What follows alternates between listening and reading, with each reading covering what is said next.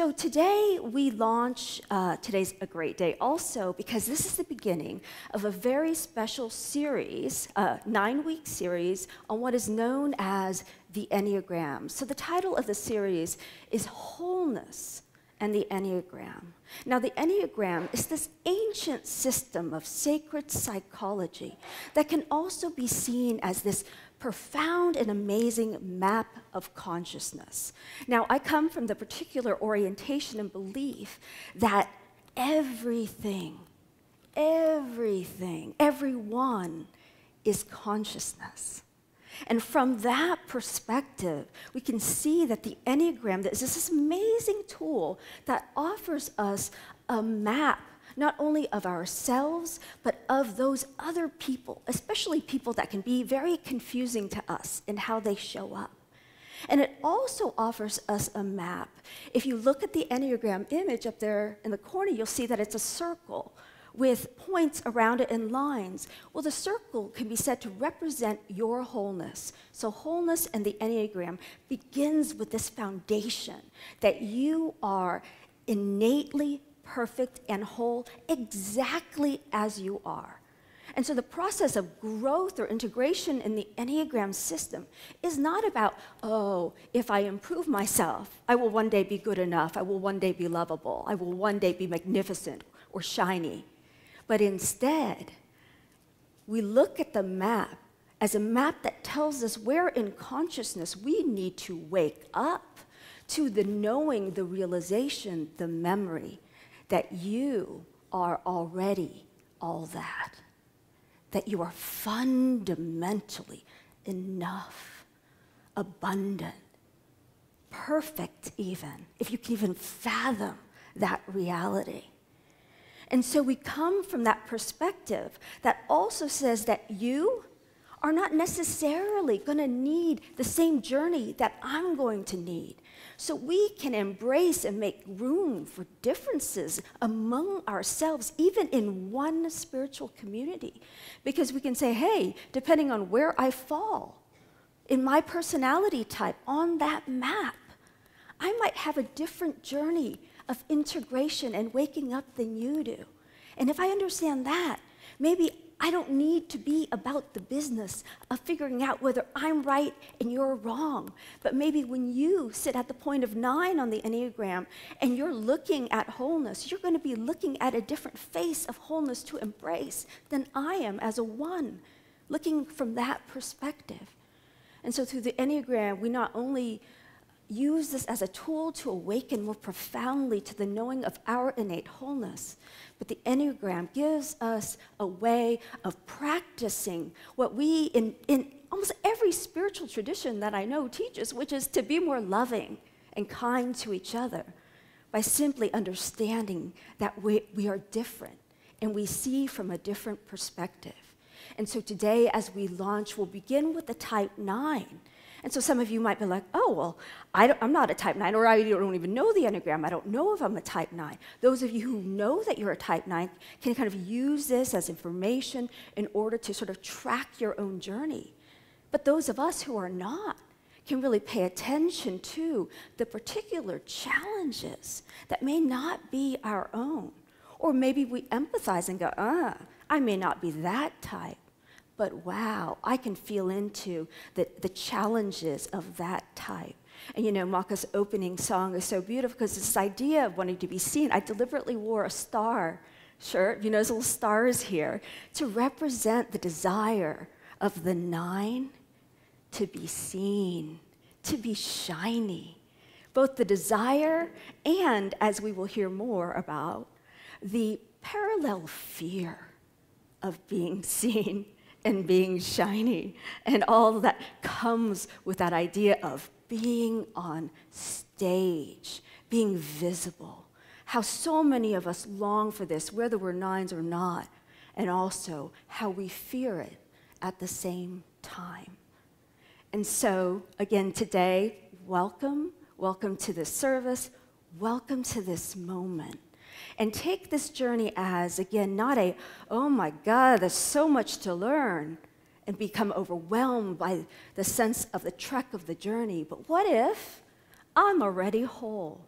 And this learning becomes a journey of joy and awakening so we can thrive in the knowing of our wholeness. So let's see here. I want to begin with a story by one of my favorite authors, Mark Nepo. He wrote the Book of Awakening, which is this amazing daily devotional. He's an author, he's a poet, and he shares a personal story in which he says early on in his life, his grandmother used to come up to him and so nourish and value his dreams, and she would say, you know, even your smallest dream, take that and pay attention to it. Pay attention right here. Look at your smallest dream even, right here. And she points to his forehead. You know, I like to think of it as pointing to his third eye, that which sees the invisible, that yet has not yet been born, the eye of faith, if you will. So she says, start here. And then she took his little hands in hers, and she said, and then see those dreams out here. Oh, my hands. And then she said, look around the room and see those dreams out there. And in that nurturing, Mark Nepo says, he felt so held in a way, some of us listening might be like, I wish I were held like that, in the nurturing of my dreams, right? But he felt so held. And in this passage, he focuses on just this sense of wonder. I mean, do we ever really stop to think about how we, as human beings, have this invisible heart desire within ourselves, right? And then somehow, that which is invisible and that which is in us becomes manifest, created and made out in the world, right? Think about that. That which is invisible, that which is in our hearts, that which we desire is made visible. Something as simple as the moving of my hand begins with that, from thought to action. Now, even as I share that, some of us might have a complex or difficult relationship to action, to expression. Something that starts over here as an idea, or maybe a few good ideas, somehow never fully forms over here, right? In that step that becomes realized in the world, manifest, if you will. Now, all of us have some sort of relationship to that. Some of us are really good doers in the world. We get a lot done from there to there, from thought to action. And then others, in particular, the type 9, something happens between what is in the heart here and it not quite expressing out there. Now, that doesn't mean the 9 isn't out here often doing a lot, but this doing comes from other people's wants and hearts and needs, and not necessarily the 9's own. Now, most of us are probably familiar with that military command that goes, ready, aim, fire, right? The 9 falls into the instinctive, also called the body center, up there, 891 of intelligence, one of the triads of the Enneagram. And so I want to talk about how these 3, 891, in the body center relate to this ready, aim, fire. If you're a type 8 on the Enneagram, you probably already know what you do here, which is ready, fire. Ready, fire, right? Aim, whatever. Okay, we'll figure that out later. Ready, fire, we're done. The action step's way over here already from what we thought, right? And then over on the other side, as a 1, right, I'm like, ready? Make sure we got this right. Is this the right kind of pistol? You know, perfectionism, like, oh, like, have I read the manual properly? Is this even the proper place to be shooting guns, right? The 1 is like, ready? Okay, now I'm ready. Aim. I'm going to take a lot of time to make sure I get that right. Then I will fire and make sure that I have planned it so I am not going to miss and do something imperfectly. Ready, fire. Ready, aim, aim, aim, aim, aim.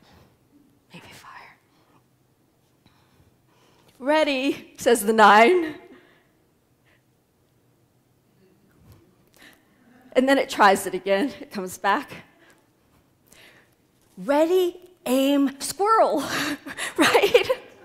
Ready, aim, squirrel. You know, it has that like, oh, I had what was in my heart and in my desire, and suddenly something else became more important than what was in here. Almost immediately. This distraction and this gap somehow between what was on my heart and over here.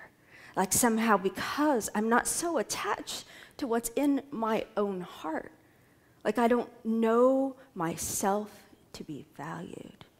I'm going to go back. There's a quotation I want to go to around creation that comes from Mark Nepo's words about just somehow the value of what is in us and how that gets created outside ourselves. I hope I typed that correctly. Somehow, he says, we are meant to wrestle the earth, wood, clay, marble, into forms, to seize the air, notes, words, color, into signs, meant to hold other breathing questions like ourselves and shudder as we part.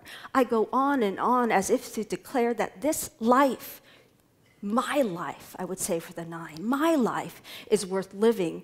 It makes me ask with joy, what shall we fall in love with tonight? To what colors shall we devote our being? What instrument shall we be next? That expresses the joy of the cheerful creator that is implicit, innate in all of us, that we want to especially help the 9s to reclaim and rediscover. We all have this artistic, creative expression that comes from the love of the world that we know. But somehow our love becomes less important than what somebody else loves, what somebody else wants, right? And then the next quote, the 9's lost childhood message. This comes from the book Wisdom of the Enneagram, which again, if you're new to the Enneagram, this is like the textbook, the manual for the Enneagram, written by Don Riso and Russ Hudson.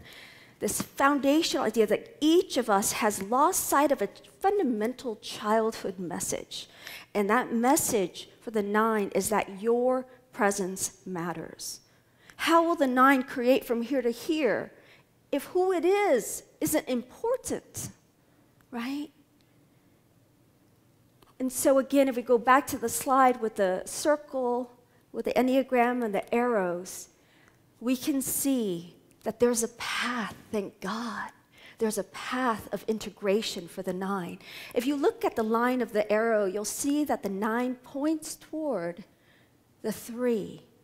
And so I want to explore today with you this idea that was first taught by Hamid Ali, whose pen name is A.H. Almas, who wrote books like Facets of Unity, who taught other teachers who teach today, like Sandra Maitre, around this idea that the point that your type points toward in that arrow is also known as your heart point. And that point, the qualities of that point represent your soul child, this precious, essential quality within yourself. So each of us has that. For the 9, it's represented by the 3. So today, I want to explore how, first of all, because it's the opening of our series, I want to explore a little bit first with you about what the soul child actually is. And then go into how the 9 can come into its own sense of value, and finally get to be seen by creating that which is visible, by first owning within itself the desire to be seen, which it can tend to discount, right? And so we'll talk about the journey through that by first going into just a little bit of like, what is this soul child idea? And how does that relate to integration? Some of you may already be familiar with Carl Jung's work on the shadow. This is why I had, in my absence last week, you can go on YouTube to find it, Robert Brummett, in my absence, spoke on the shadow. So I'm not going to repeat everything he said, but that's a good prerequisite and precursor to kind of understanding the concepts today.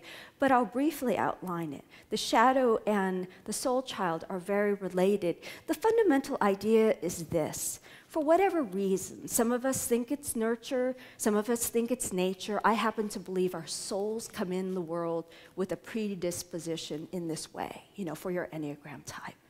But irrespective of how or why is the condition that we find ourselves in, which is somehow, for this type 9, it comes into the world. And then, so this idea that like there are certain aspects of personality, of your being, that in your childhood you were taught were wrong, not okay. You could have been taught it explicitly, like, through religions that teach us humility and being small are very important. Often young girls, like, you don't want to be seen, you don't want to make a show of yourself. It's these kinds of stories that we may all have heard, but the 9 takes it very seriously. And it becomes very important. Some 9s, it's actually growing up in a violent household. That is like actually being seen is physically dangerous. So my strategy is to hide and become like wallpaper, right? And so for all of us, there is some aspect of this, and we'll journey through this for every one of the types. But so the idea behind this is in the beginning, we know these qualities to be part of ourselves, the qualities of our heart point. But they're not okay. And for survival, we're going to shut them down. We shut them down to the point where they're so hidden, they become hidden to our very own consciousness. And so these qualities are shadowed, if you will. They were repressed in us so that we only generally see them outside ourselves. One of the hallmarks of shadow is you see it outside yourself, but you tend to see it constantly outside yourself. Like for me, for the longest time, within my shadow was like this incompetence. And so suddenly, like everybody was so incompetent, right? Because I could not own my own incompetence. So I'm seeing it outside myself, and I'm judging it harshly. Those are generally the qualities of your shadow characteristics. You tend to judge it more. And it seems to recur in different people. You change jobs, you change relationships, and these annoying people continue to show up in your life, And so much of it is about showing us this mirror of like what we haven't come to love. It seems that we haven't come to love it out there, but where we haven't come to love it is in here. So repressed parts. And so the journey back in reclaiming our shadow part, reclaiming our soul child, as Hamid Ali describes it, is this journey of also reclaiming our joy. Because as they teach it, if you've ever been in a situation where the adult in you is like, I know what I'm supposed to do. It's New Year's, and I know I gained 20 pounds, and I know I'm supposed to diet, but I keep sabotaging myself. I know I'm supposed to work on my taxes today, says the adult. I know I'm supposed to do this, right? It's responsible, it's good. But there's something in you as you try to take that step that sabotages it.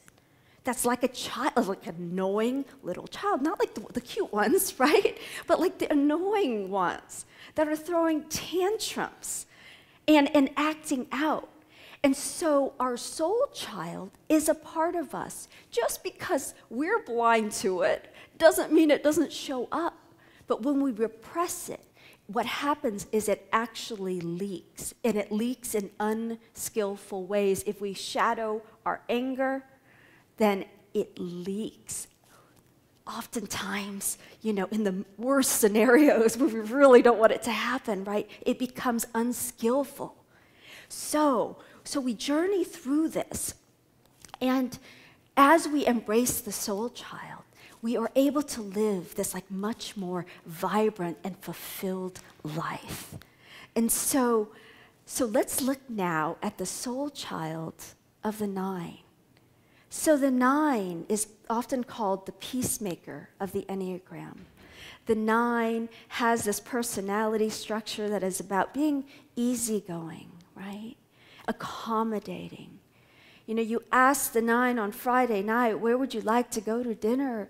And the 9 replies, where would you like to go? And there's a way in which there's a disowning of the personality in this.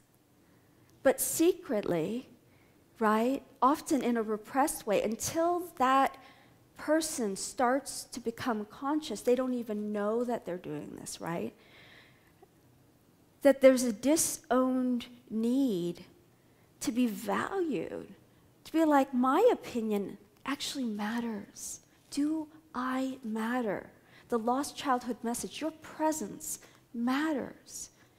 And so when we see or experience this frustration of having 9s in our lives, never really commit to any sort of particular view, there's just something we can, with compassion, honor that what's coming forth is this sort of fundamental sense of, is it really important? Is what's on my heart actually important? I don't know that. I don't know that, I've disowned my need to be known and to be seen. And so I act that out. But secretly, the 9 wants to be like the Enneagram type 3.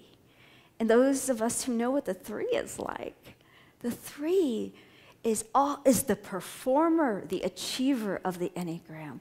It's the star. It takes the stage.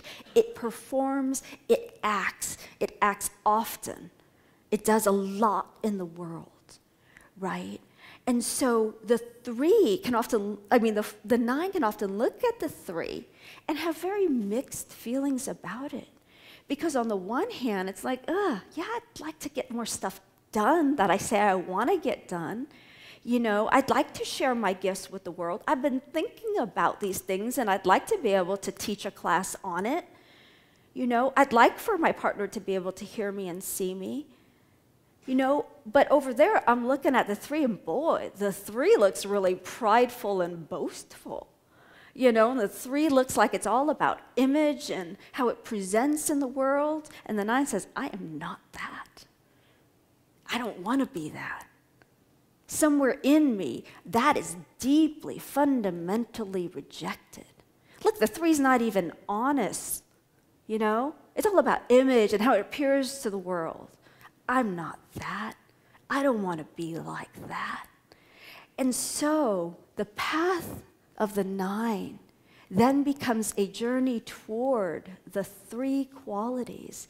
And when it first appears, this is true for every soul child type, the soul child being repressed never grew up, right? So the initial qualities that when you move toward that number that you experience are the most childlike aspects of it. So the 9 begins to own that something in me, I lied to my mom about the fact that I was sick because I didn't want to go to school because I didn't feel like it. This deception of the 3.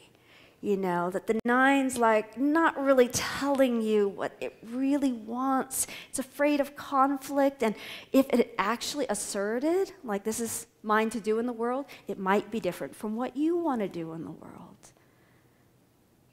And so that threat of separation and loss from you is so great that the 9 will not want to move toward that place of claiming my place in the universe of things, taking bold action, making an explicit claim. The 9 waits for you to tell them what your view is before he'll tell you their view, right? Because it's sort of like, let's make sure, like it's okay and accommodating.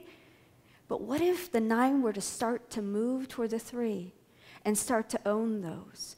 Here in community, there's a beautiful way in which, when we are aware of the struggles of each of the types, we have so much more tolerance and leniency for how, in order to move from one place to another, we often swing on the pendulum, right?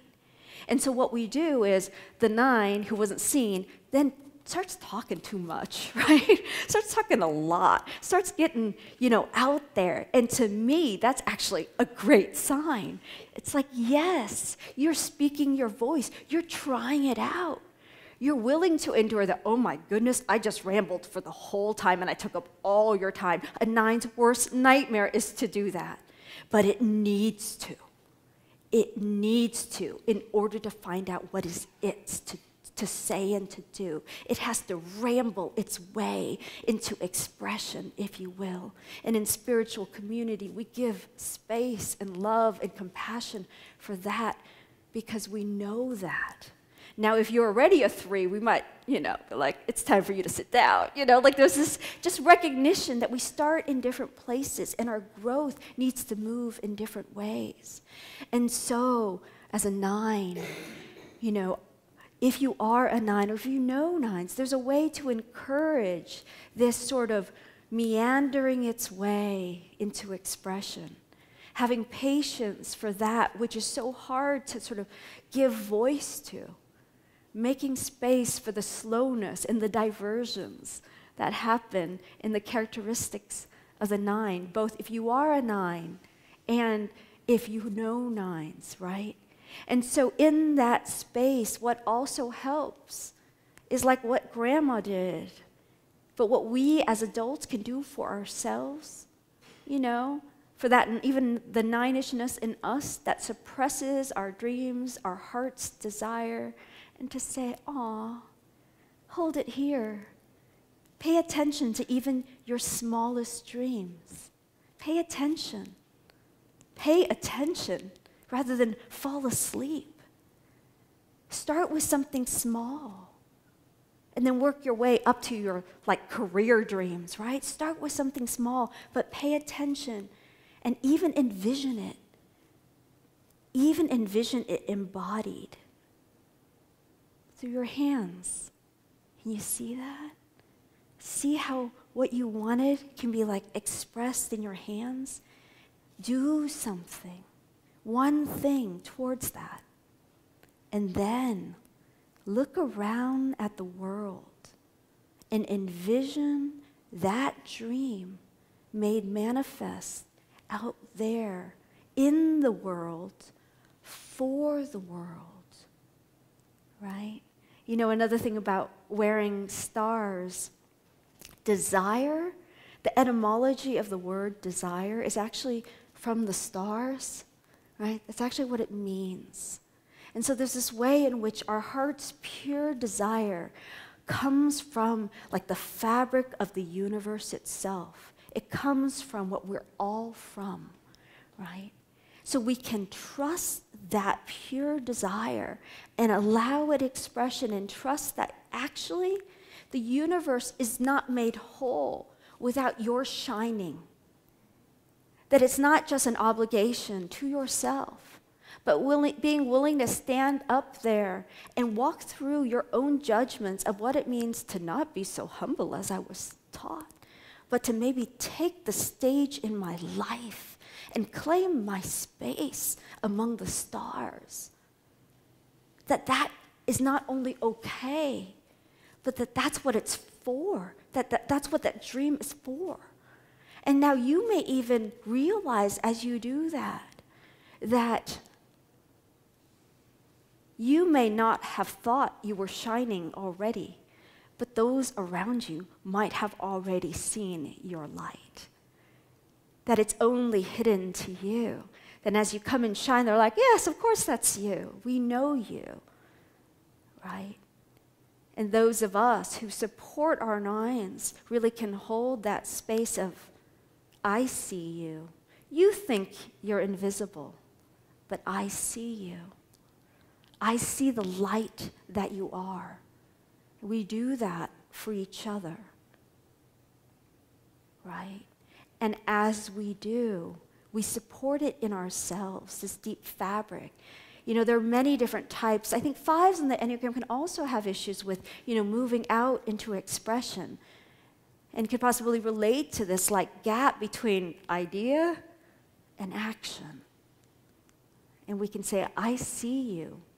Even before it is manifest, I see with that inner eye who you are, everything that is in you. So to do that, though, each one of us, so the 9 in particular, as we said earlier, sometimes, the 9 can get into the, I'm just totally inactive and I'm just going to sit here on the couch and do nothing. But there's another brand of 9 that just does a lot, but doesn't do what's essential, right? Doesn't do what is part of its own heart. And so, but for both, the path is still the same. The path is about coming back into this place of seeing itself. And so we begin by being willing to stop the outer action and look within and pay attention. Have you seen meditation videos? There's this one really cute one with a bunch of kids in China sitting and learning how to meditate, and you see one with the eyes closed, and he's trying to focus inside, but then he peeks like that, and looks out, and how many of us, that's like the 9, it's just sort of what's the rest of what everybody else not here? I want to be seen, but I'm not even willing to see myself. I want to peek out at what's happening out there instead. That's more important than what's in here. And each of us does that to some degree. So we begin with this sort of sense of compassion, but awareness. And we take that next right step with our hands, and sometimes that step is actually not to jump out over here, but to turn our attention within. And so I'm going to invite us to do that now, but I want to end with a quote that I know many of you have already heard, but for those of you who haven't, Marianne Williamson, in her book, A Return to Love, writes about the importance of shining our light in the world, and I'm going to read her quotation to you. It's not up there.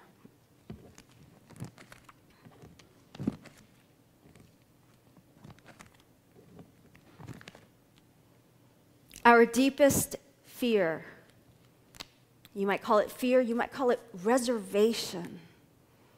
Our Deepest Fear by Marianne Williamson, sometimes attributed to others, but she's the first to speak these words. Our deepest fear is not that we are inadequate. Our deepest fear is that we are powerful beyond measure. It is our light, not our darkness, that most frightens us. We ask ourselves, who am I to be brilliant, gorgeous, talented, and fabulous? Actually, who are you not to be? You are a child of God. Your playing small does not serve the world. There's nothing enlightened about shrinking so that other people won't feel insecure around you. We are all meant to shine, as children do. We were born to make manifest the glory of God that is within us. It's not just in some of us, it's in everyone. And as we let our own light shine, we unconsciously give other people permission to do the same. As we're liberated from our own fear, our presence automatically liberates others. Our deepest fear is not that we are inadequate, Our deepest fear is that we are powerful beyond measure. It is our light, not our darkness, that most frightens us.